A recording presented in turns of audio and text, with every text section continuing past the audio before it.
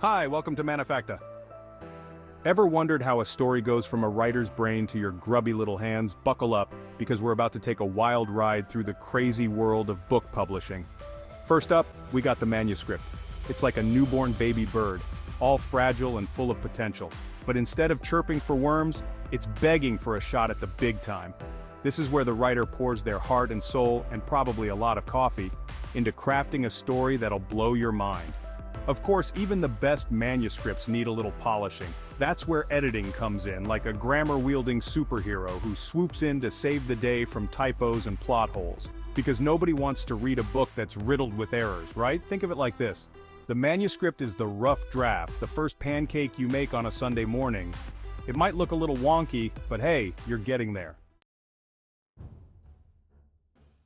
Now, writing a book is no walk in the park. It's more like a marathon through a jungle gym. In the dark, while being chased by squirrels. Okay, maybe not that bad, but you get the idea.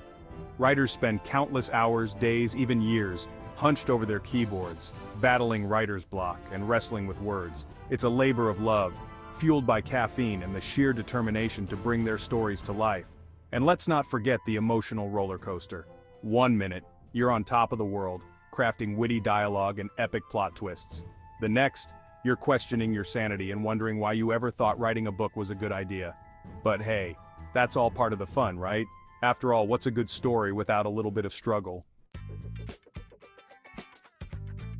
Once the manuscript is polished and prepped for world domination, it's time to call in the big guns, the literary agent. Now these guys are like the cool kids in school who everyone wants to be friends with. They're the gatekeepers to the publishing world, the ones who can make or break a writer's dreams with a single phone call. So, yeah, no pressure or anything. Agents are basically manuscript matchmakers. They read through tons of submissions, searching for that diamond in the rough, the story that'll make their hearts sing, and their bank accounts grow. They're also fierce negotiators, fighting tooth and nail to get their authors the best possible deals. Think of them as the Olivia Popes of the literary world, fixing problems and making dreams come true, one manuscript at a time. Now, if the agent does their job right, they'll snag a book deal with a publisher. This is where things get real, folks. The manuscript enters what I like to call publisher's purgatory. It's a mysterious and often terrifying place where books go to be judged, poked, and prodded by a panel of experts. Publishers are businesses, after all, and they want to make sure they're investing in a winner. They look at things like market trends, target audience, and, of course, the quality of the writing. It's a tough crowd, but hey, somebody's got to do it. Editorial Inquisition. If the manuscript survives the initial screening, it moves on to the next level of publishing purgatory, the Editorial Inquisition. This is where the real magic happens, but it's not always pretty. Imagine a team of highly trained word ninjas armed with red pens and a license to critique. They'll dissect every sentence, question every plot point, and generally make the writer's life a living hell. Okay, maybe it's not that dramatic, but editing is a crucial part of the publishing process. It's where the manuscript gets polished to a shine, where all the rough edges are smoothed out, and the story is transformed into the best possible version of itself. Think of it as a literary makeover, but instead of lipstick and mascara, it's all about grammar, syntax, and character development. Dress to impress, design. Once the editorial team has worked their magic, it's time to give the book a makeover. And no, I'm not talking about a new font or a fancy cover, although those are important too. I'm talking about the design process, the art of transforming a manuscript into a real, live, hold-it-in-your-hands book. First up, we've got the cover design. This is like the book's first impression. It's chance to grab a reader's attention and say, hey, pick me up, you won't regret it. A good cover should be eye-catching, intriguing, and relevant to the story inside. It's a delicate balance, but when it's done right, it's pure magic. Next, we've got typesetting, which is basically the art of arranging text on a page. Now this might sound boring, but trust me, it's way more complicated than it sounds. Typesetters have to consider things like font size, line spacing, margins, and a whole bunch of other technical stuff that would make your head spin, but when it's done well, it makes the book a joy to read. The printing press pulses. Alright folks, we're in the home stretch. The manuscript has been edited, designed, and is ready to be unleashed upon the world.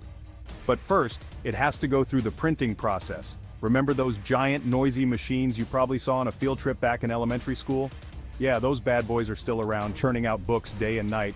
The printing process is a marvel of modern technology. It involves transferring the text and images from the digital files to actual paper, using a combination of ink, plates, and a whole lot of pressure. It's basically like a giant stamp, but instead of a cute little design, it's printing entire books. Of course, printing a book isn't as simple as hitting Ctrl+P. There are all sorts of logistical nightmares to deal with, like paper shortages, shipping delays, and the occasional rogue ink cartridge. But hey, that's all part of the fun, right? Bookstores beckon. Once the books are printed, it's time to ship them out to bookstores all over the country, and maybe even the world. Now, this is where things get really crazy.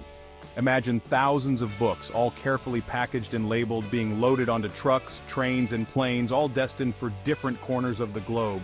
Bookstores are like the retail therapy equivalent of a library.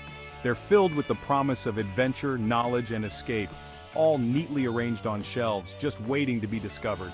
And for an author, seeing their book on a bookstore shelf is a truly magical moment.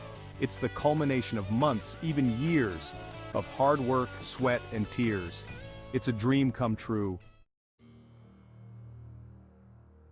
A reader is born. But the journey doesn't end there. The final and arguably most important step in this epic adventure is when the book finally reaches its intended destination, the reader's hands. This is the moment when the story truly comes alive, when the words on the page transform into images, emotions, and experiences in the reader's mind. It's a powerful and intimate connection, one that transcends time, distance, and even language. And that, my friends, is the journey of a book, from a humble manuscript to a treasured companion.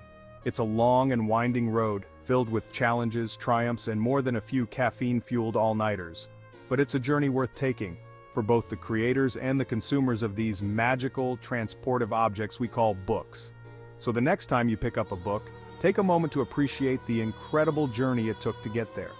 If you found this video interesting and want to explore more about how things are made, built, discovered, explored, or manufactured, be sure to leave a comment, give it a like, and subscribe to Manufacta. And don't forget to watch next time for even more exciting content.